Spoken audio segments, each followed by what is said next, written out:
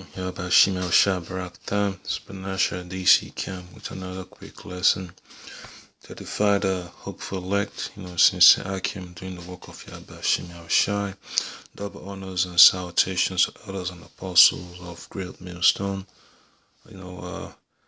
Just to keep it simple, that's what we always like to say, it's nothing much about trying to get to the point. Or let's just get to the point. No need to use that many words. So I'm just gonna bring up some precepts just to show that the whore that sits upon the many waters in the book of Revelation is talking about America, and then you can see the map, for the whole world. It tells you how America's military is spread out. This is just what we have, the military. We don't know the actual map for the embassies, how it's been spread out, but we should cover much more. Alright, so here you can see, you can see how America is spread out, so it's America's basis. So let you know America's on the heightened level of alert when it comes to its military, So that's the way the elites or the Edomites will keep their power, It's through the sword. Yep. So it tells you, the United States military is currently deployed to more locations than it has been throughout history. That's a quote from the Department of Defense. All right. So it's a lot of money, to keep these bases up and running. So I'm going to read Revelation chapter 17. I'll start from verse 1 and I'll jump to 15. And there came one of the 7 angels, which had the 7 vials, and talked with me, saying unto me, Come hither, I will shew thee the judgment of the great whore that sitteth upon many waters. So the many waters represents the many nations. Alright, so just keep it to verse 15. And he said unto me, The waters which thou sawest, where the whore sitteth, are peoples and multitudes and nations and tongues. Alright, so that's just the beginning, because the military might is a key ingredient of these elites, man, for them to maintain control, to keep their wealth. They have to use that military might at any cost. And the Most High is the one that gave them that power. The blessing of Esau to live by the sword. Alright, that's how it's going to get the resources of the earth, the gold, the silver, platinum, fertile lands, lands that have access to certain waters around the world. Alright, so the Edomites have to keep they have to keep constant control, man, because America is basically the front line, of the EU nations, to stay in power. America is basically the tip of the spear. Yeah, so if America is destroyed, that means, hey, it's going to be hard, man, for these Edomites to maintain their power. But it's still going to go down anyway. So it's going to create a panic. So they can't afford it. There's so much involved. But at the end of the day, America still gotta go. That's the will of Yabashim Shai. So I get the book of Habakkuk. Read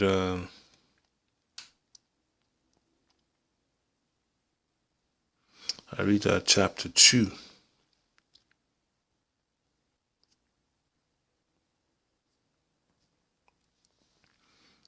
Okay, I start from verse 4. Okay. And then it talks about Esau, right? So it's Habakkuk chapter 2, verse 4. Behold, his soul which is lifted up is not upright in him. Alright, so the scripture talks about the Edomites, man. Their eyes can never be satisfied. They're always after, for other nations' resources, man. Total domination of the world. The English Empire, the French Empire, the Spanish Empire. You know, those are the three major empires, and they even have the Dutch included in there. So even the Russia. So wherever the Edomites are, man, they always have to resort back to that, fall back to their nature, which is to conquer lands. All right, but the just shall live by his faith. So the just is talking about the nation of Israel. All right, it's in Seakim during the work of Yahweh Abishai. Yeah, also because he transgressed by wine, that's his philosophy or his doctrine. Military bases all around the world, his democracy, his strike first doctrine. Any country that got terrorism in there has got to, create a way to go in there, to try to solve the problem which he created. Okay, so I read verse 5 again. Yeah, also because transgressed by wine, he is a proud man, neither keepeth at home, who enlargeth his desire as hell, and is as death, and cannot be satisfied, but gathereth unto him all nations, and heapeth unto him all people. So that goes along with Revelation 17, verse 15.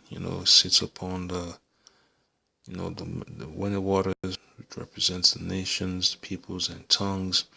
Verse 6, so it says, shall not all these take up a parable against him, and a taunting proverb against him, which say, woe to him that increaseth that which is not his. How long? And to him that ladeth himself with thick clay. So the brothers that go deep into the Hebrew know the thick clay represent debt. Esau's financial system is based on debt. It's no sound economics, and he can't afford to have his economic system threatened. That's why he has the military over, the military bases all over the world, his covert operations for his different intelligence organizations. So the Edomites, man, they're in a constant state of paranoia. They want to be in control at all times, but they don't understand, the Most High is one that decides who's going to be in control and for how long.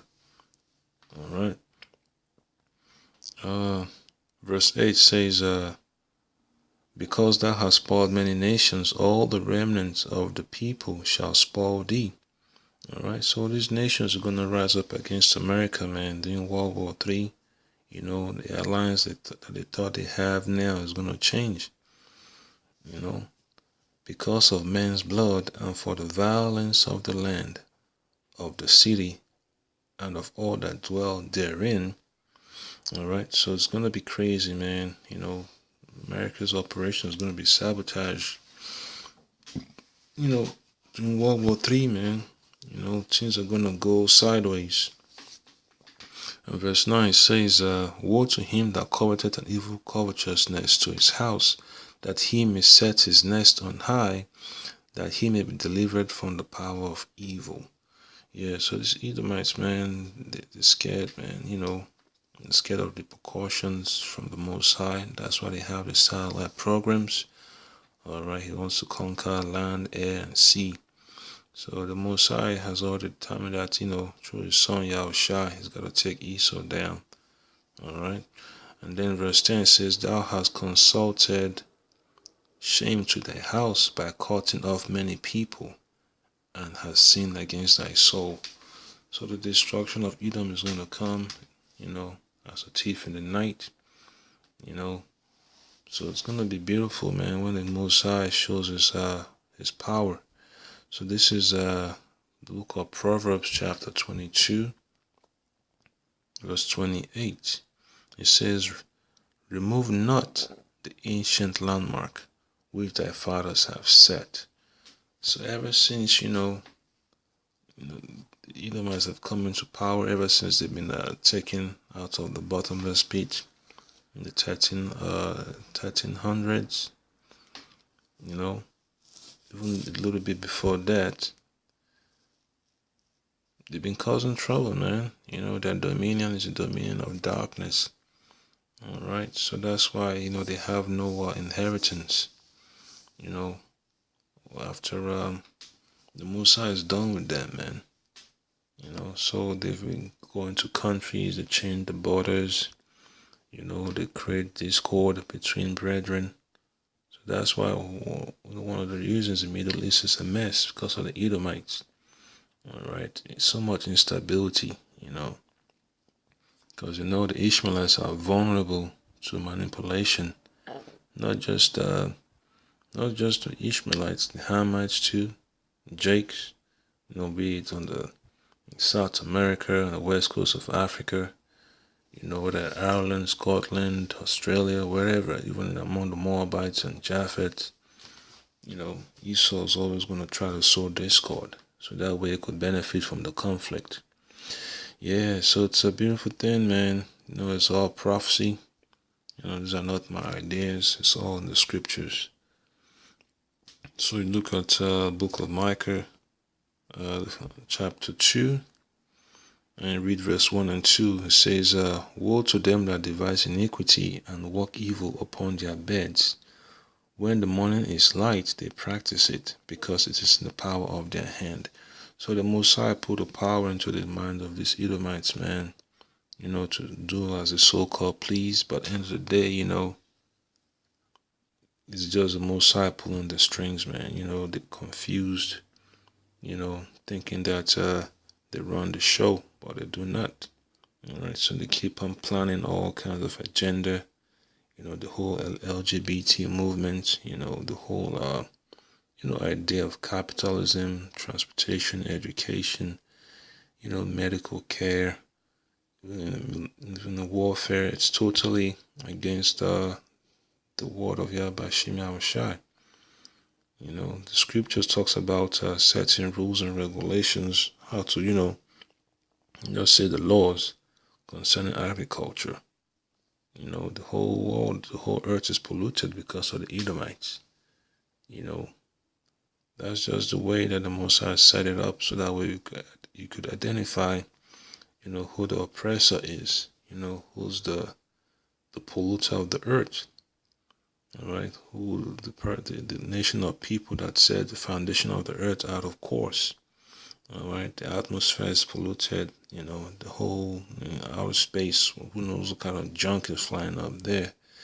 And verse 2 says, "And they covered fields and take them by violence, and houses and take them away.